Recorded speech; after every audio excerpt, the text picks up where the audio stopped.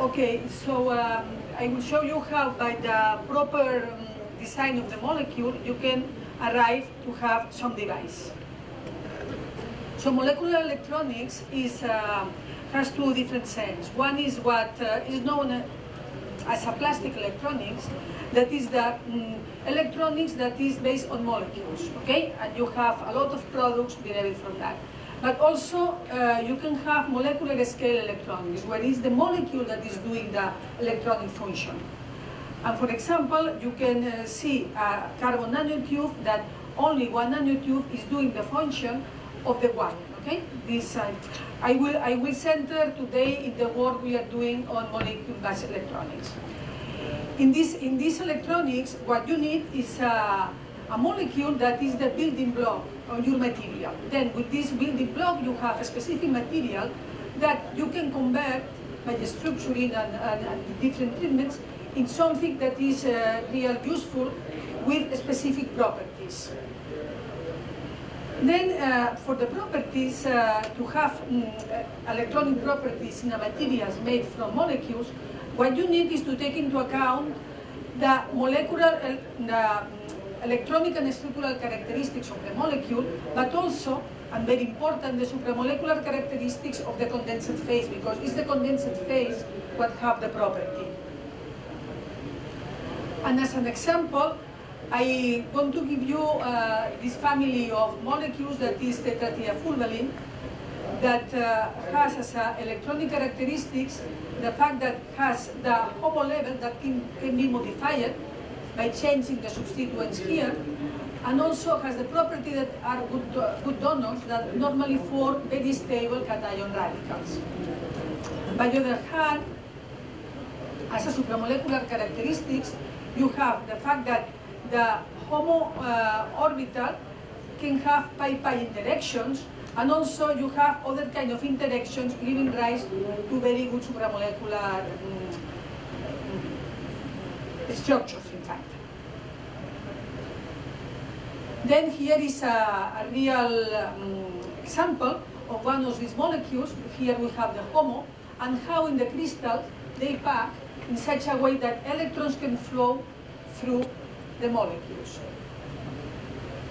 So you can do a lot of combinations, and from the 70s has been starting all this work. You can change not only the organic pack, that is the DTF molecule, but also the counter ion.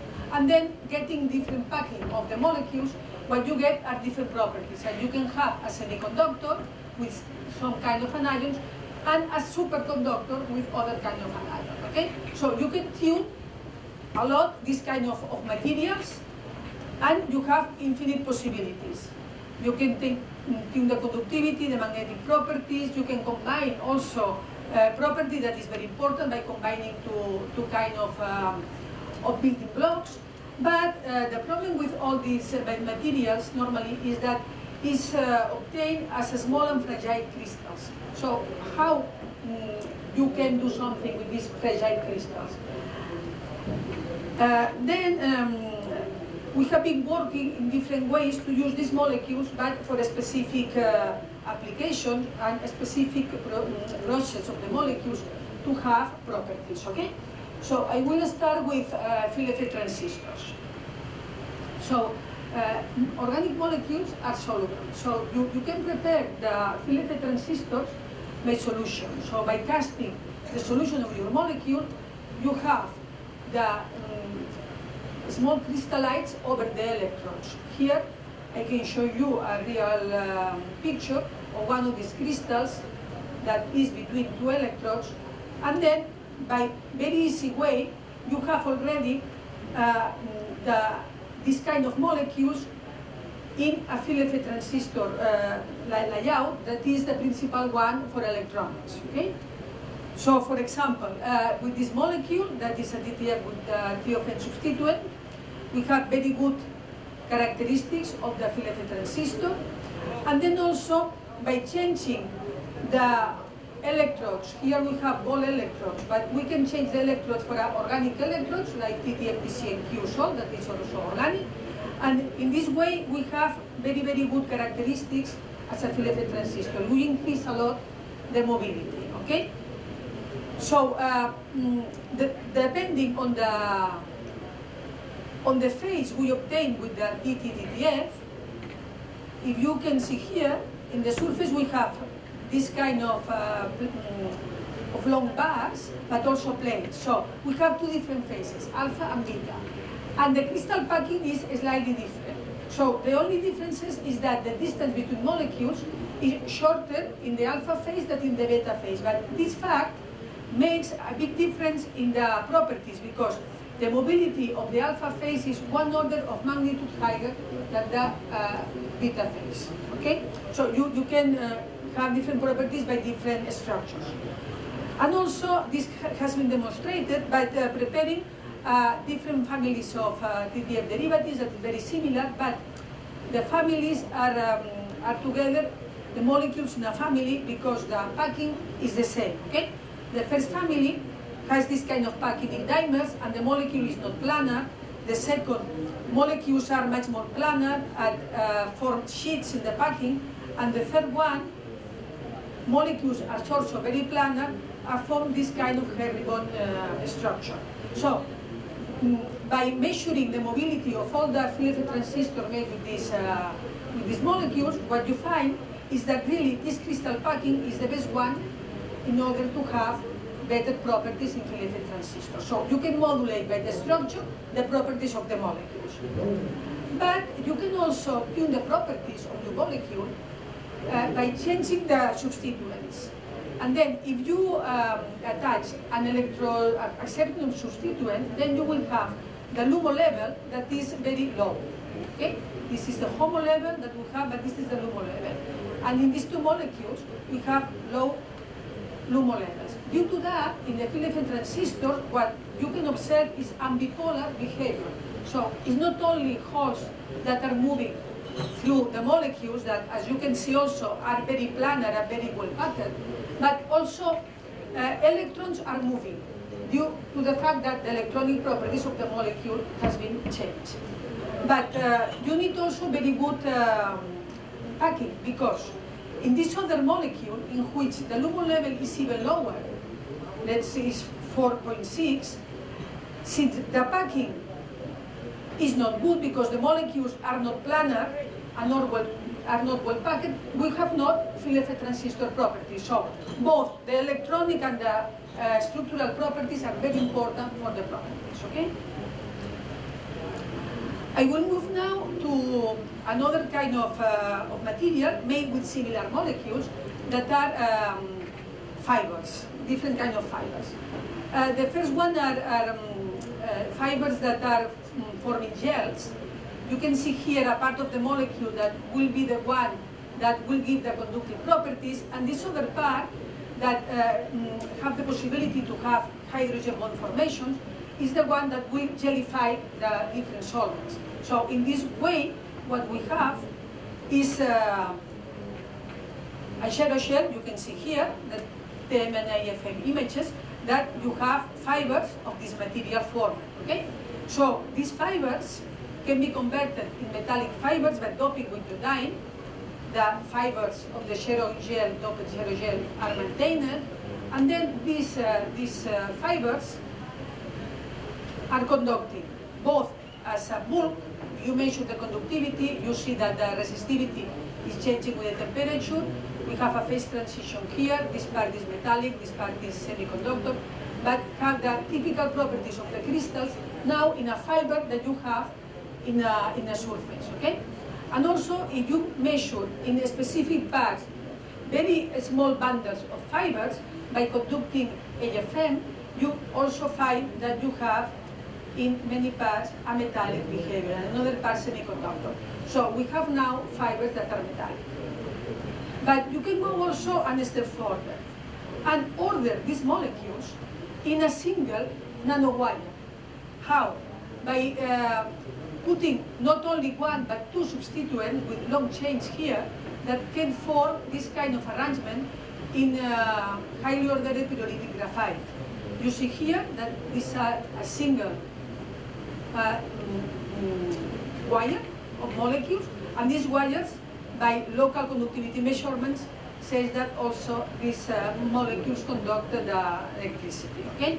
So what we have seen is that we can have different organization of the molecules. We have already some devices with the 3 different transistors, but all these nice properties of the molecules on surfaces cannot be used as many devices. So we thought that in order to have applications, we need a bulk material that can be managed in a better way. And for these reasons, we have been working in nanostructuring conducting crystals on polymer surfaces. How to do it? Very easy way. We have polymeric matrix containing TTF molecules, okay? We cast very easily, and then by exposing this casted polymer to solvent, the molecules disaggregate of the polymer, go to the surface, and then react with the oxidant, and you have here an array of molecules that are in some part doped. So you can have conducting crystals. And in fact, what you have here, you can see the same image, are submicron crystallites on the surface of the polymer.